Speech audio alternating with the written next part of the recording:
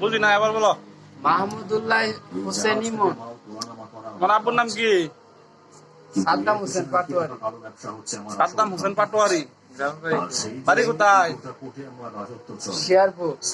শেরপুর। শের কত শের? 1 শের 2 শের পূর্বর কত শের? শেরপুর। গ্রামের নাম কি? গ্রামের নাম কি? গোয়ালদিয়া থানা। গোয়ালদিয়া থানা। কার সাথে আইছেন? এখানে আইছে আমার বউয়ের সাথে। তোমার বউর সাথে আইছো? তুমি যে বাড়িতে আইছো, তোমার খুঁজতো না কেউ? আমাকে খোঁজার মতো কেউ নাই। আমার ভোটার আইডি থেকে যারা আপনজন ছিল তাদেরকে বহিষ্কার করে ডিলেট করে, কারণ নকলে কবিরাজি করে আমার মারার জন্য চেষ্টা করছে। পরে ভোটার আইডি থেকে ডিলেট করে ভোটার আইডি থেকে ডিলেট করে দিছো। নকলে আমার ক্ষতি করে। তোমার আব্বু আম্মু জীবিত আছে না মারা গেছে?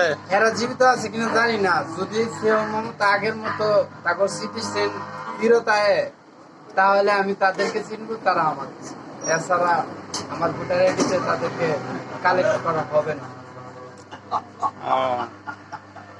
বাড়িতে আইসো কবে? আইসি আজকে 3-4 দিন হবো। 3-4 দিন। কি দিয়ে আইসো? গাড়ি দিয়া?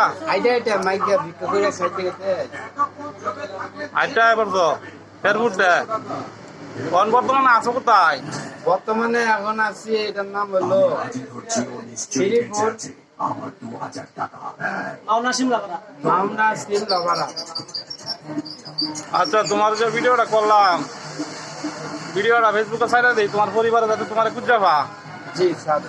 হ্যাঁ, সমস্যা নাই স্যার। সমস্যা আছে কোনো? আচ্ছা, তাহলে এই পর্যন্তই থাক নাকি? আচ্ছা।